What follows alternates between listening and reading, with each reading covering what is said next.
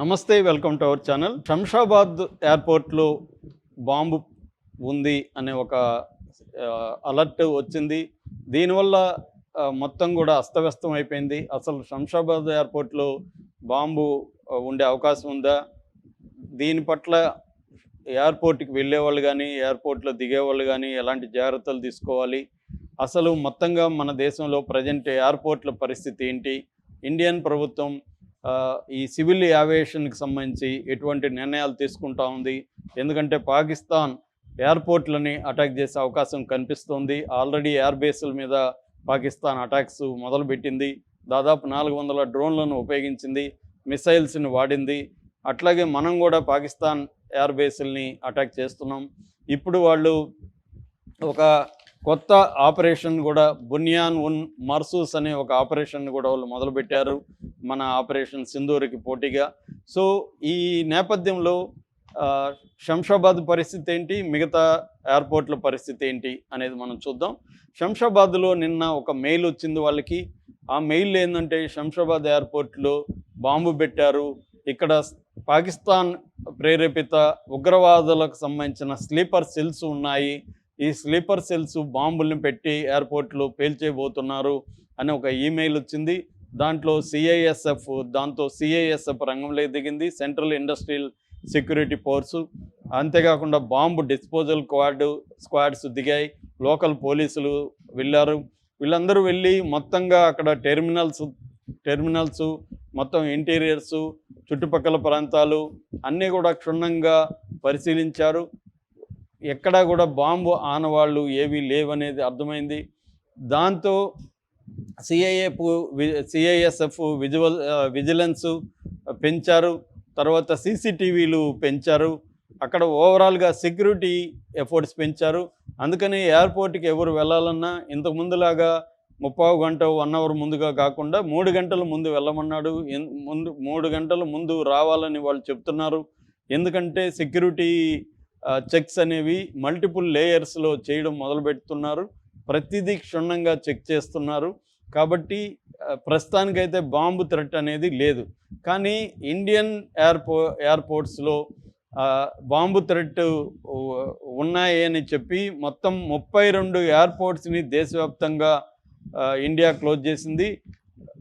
AAI అంటే airport authority of India కానీ, DGCA director general of civil aviation కానీ వీళ్ళు ఒక సర్క్యులర్ జారీ చేశారు.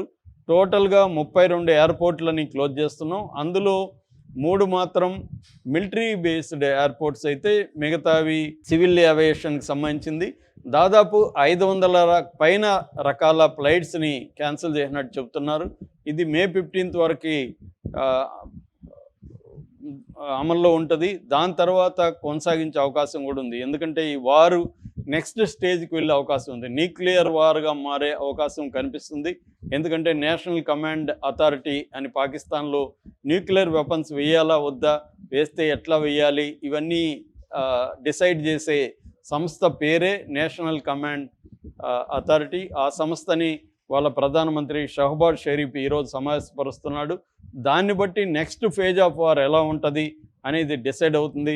ఈ వార్ ఇక్కడితో ఆగుతుందా, లేదా నెక్స్ట్ లెవెల్కి ల్యాడర్లో నెక్స్ట్ లెవెల్కి వెళ్ళిపోతుందా అనేది మనకి ఈరోజు డిసైడ్ అయ్యే అవకాశాలు ఉన్నాయి. అందుకనే ఈ లోపల ఎయిర్పోర్ట్లను అయితే ముందస్తు చర్యగా వీళ్ళు చేశారు. ఇందులో ప్రధానంగా మనకి నార్త్ ఇండియా, వెస్ట్రన్ ఇండియా వీటిలో మాత్రమే ఎయిర్పోర్ట్లని మూశారు. సౌత్ ఇండియాలో ఎక్కడ కూడా ఎయిర్పోర్ట్లని క్లోజ్ చేయలేదు.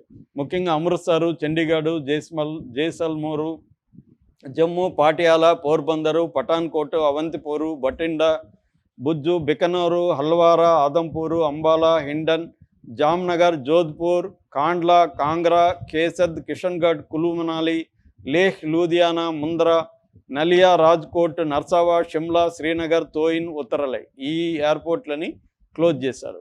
సో సౌత్ ఇండియాలో భయపడాల్సిన అవసరం లేదు. కాకపోతే కొంచెం ముందుగా వెళ్ళాలి ఎయిర్పోర్ట్లకి ప్రయాణికులు, కొంత జాగ్రత్తలు తీసుకొని వెళ్ళాలి. ఎప్పటికప్పుడు ఎయిర్పోర్ట్ అథారిటీ వాళ్ళ సైట్స్, వాటిని వెబ్సైట్లో చూసుకోవడం, వాళ్ళ రూల్స్ ఏమున్నాయో చెక్ చేసుకొని దాన్ని బట్టి మనం ఫాలో కావాల్సిన అవసరం ఉంది.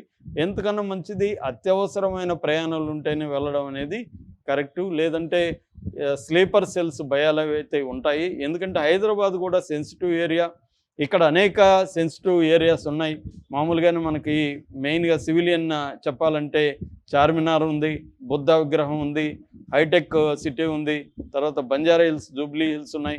అవి కాకుండా మిలిటరీకి సంబంధించినవి చెప్పాలంటే కంటోన్మెంట్ ఉంది, గోల్కొండలో ఆర్డినెన్స్ ఫ్యాక్టరీ ఉంది, నాచారం, కంచనబాగ్‌లో చాలా ఉన్నాయి. Defence research development laboratory DRDL ఉంది. తర్వాత defence metallurgical research laboratory DMRL ఉంది. తర్వాత అనురాగా ఉంది, advanced numerical research and analysis. RCI ఉంది, రీసెర్చ్ సెంటర్ ఇన్ఫ్రాస్ట్రక్చర్. బీడిఎల్ ఉంది, భారత డైనమిక్ లిమిటెడ్. తర్వాత మెదాని ఉంది, మిశ్రా ధాతు నిగమ్ లిమిటెడ్. ఈ బీడిఎల్లోనే ఆకాశ్ మన ఎయిర్ డిఫెన్స్ సిస్టమ్కి సంబంధించిన ఆకాశ్ మిసైల్స్ సంబంధించి తయారు చేస్తారు, కంచన్బాగ్లో ఉంది. అట్లాగే తిరుమలగిరిలో మిలిటరీ కాలేజ్ ఉంది, మెదక్ దగ్గర ఆర్డినెన్స్ ఫ్యాక్టరీ ఉంది, హకీంపేట్లో ఎయిర్పోర్ట్ స్టేషన్ ఉంది, ఇబ్రహీంపట్నంలో ఆర్టిలరీ సెంటర్ ఉంది. సో ఇలాగా జహీరాబాద్లో డిఫెన్స్ సిస్టమ్ ఫెసిలిటీ ఉంది. ఇలాగా చాలా డిఫెన్స్ సిస్టమ్కి సంబంధించిన కీ ఏరియాస్ హైదరాబాద్లో ఉన్నాయి. కాబట్టి హైదరాబాద్ మీద కూడా న్యూక్లియర్ వెపన్స్ కానీ వాళ్ళు వేస్తే హైదరాబాద్ మీద కూడా వేసే అవకాశం ఉంది. ఎందుకంటే వాళ్ళది హై ఈల్డ్ న్యూక్లియర్ వెపన్స్ 2750 కిలోమీటర్ల దూరాన్ని కూడా కొట్టగలవు. కాబట్టి హైదరాబాద్ ఇంటర్నేషనల్ బార్డర్, మనకి పాకిస్తాన్కి మధ్య ఇంటర్నేషనల్ బార్డర్ 3323 కిలోమీటర్ల లెంగ్త్ ఉంటుంది. ఆ బార్డర్కి హైదరాబాద్ 1500 కిలోమీటర్ల డిస్టెన్స్లో ఉంటుంది. కాబట్టి న్యూక్లియర్ వెపన్స్ వేసే అవకాశం ఉంది. అందుకనే దేశంలో మిగతా ఏ రాష్ట్రాలు, ఒక జమ్మూ కాశ్మీర్ తప్ప ఏ రాష్ట్రాలు కూడా అత్యవసర సమావేశాన్ని ముఖ్యమంత్రులు ఏర్పాటు చేయలేదు. కానీ రేవంత్ రెడ్డి ఇక్కడ అత్యవసర ముఖ్యమంత్రి. అయితే at the same time panic అవ్వాల్సిన అవసరం లేదు. చాలా చోట్ల ప్యానిక్ బయింగ్ అని మొదలైందని చెప్తున్నారు. అంటే భయపడి వస్తువులు కొనుక్కోవడం, సరుకులు కొనుక్కోవడం, నాన్ పెరిషబుల్ ఫుడ్ కొనుక్కోవడం, మెడిసిన్ కొనుక్కోవడం, ఇవన్నీ చేస్తున్నారని. ప్యానిక్ బయింగ్ అనేది అవసరం లేదని మోడీ ప్రభుత్వం హెచ్చరిస్తుంది. అయితే కొన్ని జాగ్రత్తలు తీసుకోవాలి. సెన్సిటివ్ ఏరియాస్లో మాత్రమే ఫుడ్, మెడిసిన్స్, ఇటువంటి ఎసెన్షియల్ స్టోర్ చేసుకోమని చెప్తున్నారు. మనది కొన్ని ఏరియాల్లో మాత్రమే సెన్సిటివ్ ఉన్నాయి. కాబట్టి మిగతా వాళ్ళందరూ మనం భయపడాల్సిన అవసరం లేదు. ఒకవేళ న్యూక్లియర్ వేసినా కూడా ముందు లో ఈల్డ్ న్యూక్లియర్ వెపన్స్ వేస్తారు. అంటే 70 కిలోమీటర్లు, 50 కిలోమీటర్ల రేడియస్లో ఉండే ప్రాంతాల మీద, అది కూడా బార్డర్ ఏరియాలో, రాజస్థాను, పంజాబు, గుజరాత్, ఢిల్లీ, ఈ ఏరియాల మీద, జమ్మూ కాశ్మీర్, ఈ ఏరియాల మీద మాత్రమే ఫస్ట్ ఒకవేళ న్యూక్లియర్ వెపన్స్ వేస్తారు. అప్పటికి మనకు అర్థమవుతుంది కాబట్టి మనం జాగ్రత్తలు తీసుకోవచ్చు.